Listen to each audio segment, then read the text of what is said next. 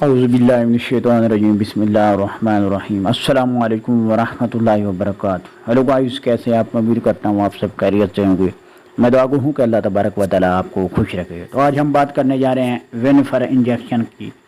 ये किस लिए इस्तेमाल होता है और उसके फ़वाइद क्या हैं, और हमल वाली औरतें जो है वो इसको इस्तेमाल कर सकती हैं या नहीं, किस वजह से हमल वाली औरतें जो है इसको इस्तेमाल करती हैं।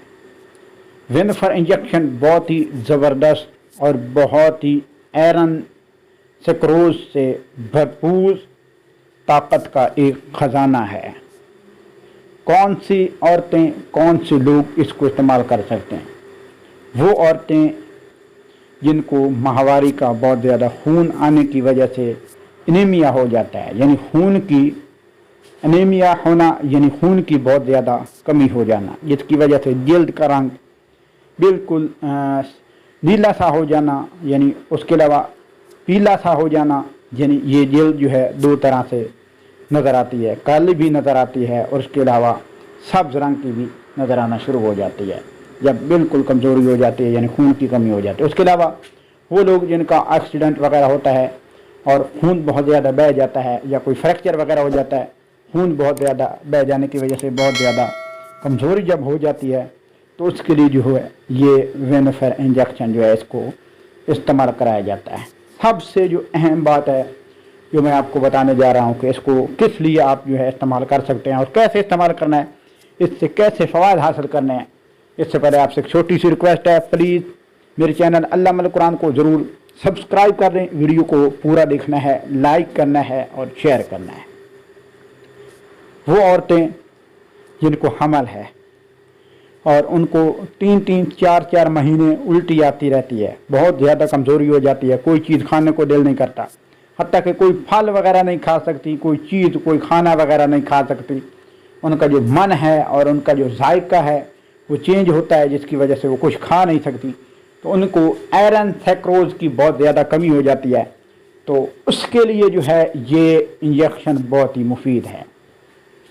यानी वो हमल वाली औरतें जो बहुत कमज़ोर हैं, उनकी ताकत को बहाल करने के लिए, उनके बच्चा जो उसके पेट में है उसकी धड़कन को महसूस कराने के लिए ये इंजेक्शन आप इस्तेमाल कर सकते हैं। इसको आपने कैसे इस्तेमाल करना है? ये इंजेक्शन जो है अकेला नहीं लगेगा।